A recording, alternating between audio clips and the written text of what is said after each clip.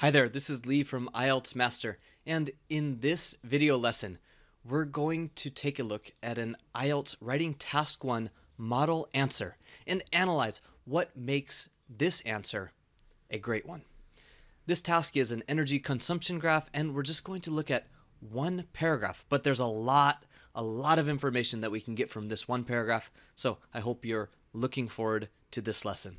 First, here is the paragraph, and this is from Cambridge IELTS 9, page 168. This is a model answer prepared by an examiner. It's just one way to do it, but this is a nice model answer paragraph.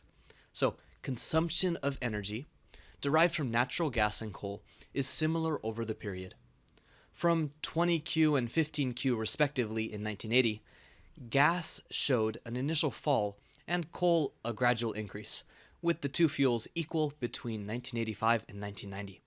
Consumption has fluctuated since 1990, but both now provide 24Q. Coal is predicted to increase steadily to 31Q in 2030, whereas after 2014, gas will remain stable at 25. Okay, I think you can understand most of this. One important note is that Cambridge IELTS 9 was published in 2013. So 2014 for this passage is the future, even though it's not the future anymore. All right, with that, let's take a look at each of the areas that you're scored on and look at some good points. First is task achievement.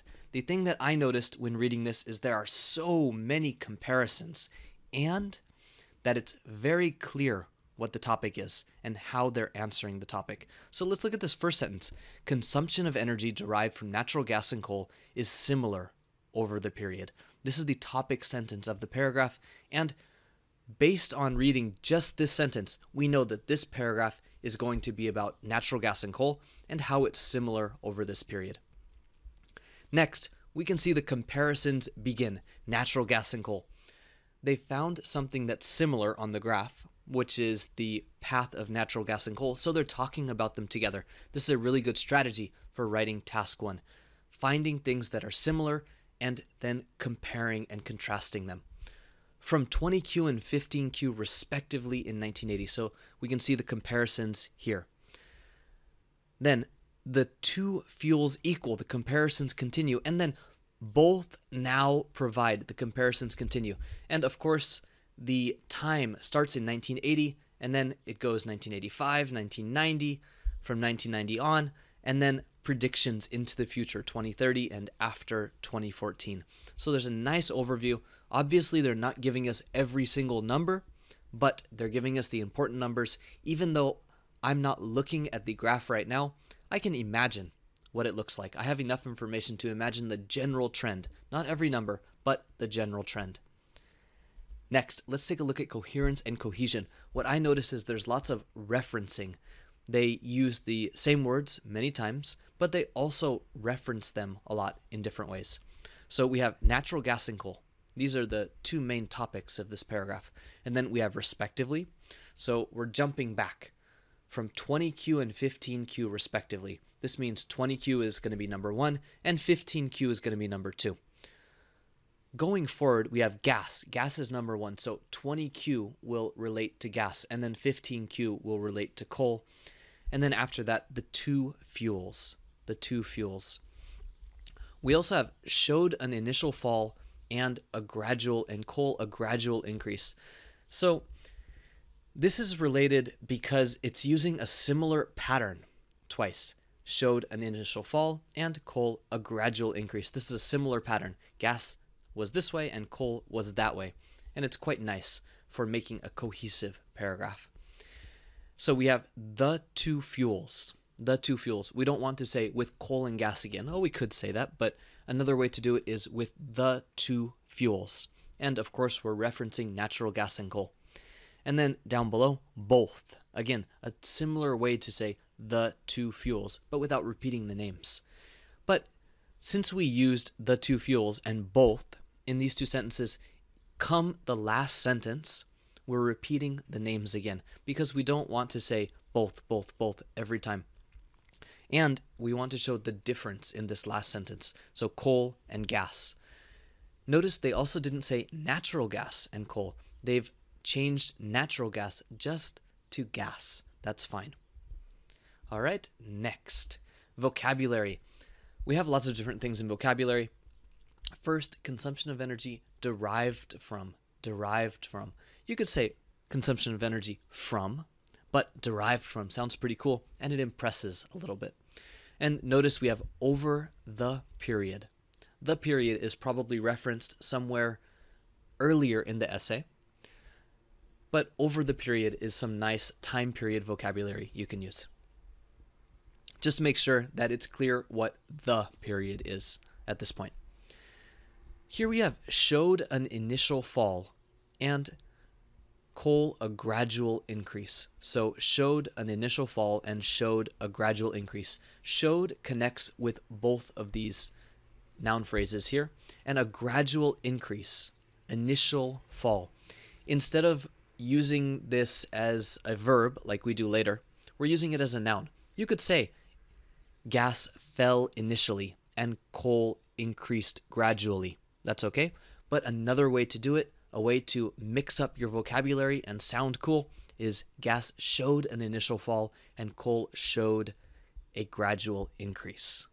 Okay, so we're using the noun form instead of the verb form. Pretty cool.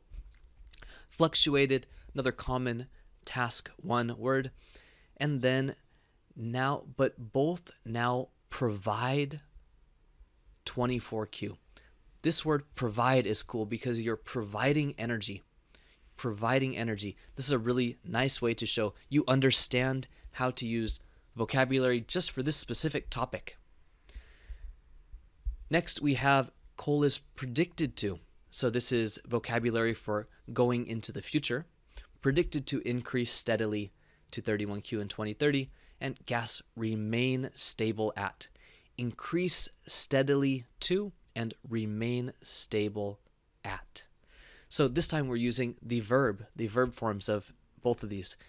It doesn't say a steady increase, which would also be reasonable, but we had a gradual increase earlier. This time we're using the verb form increase steadily to. So the verb, the adverb, and then to 31Q, and then gas will remain stable. All right, so some vocabulary. Grammar.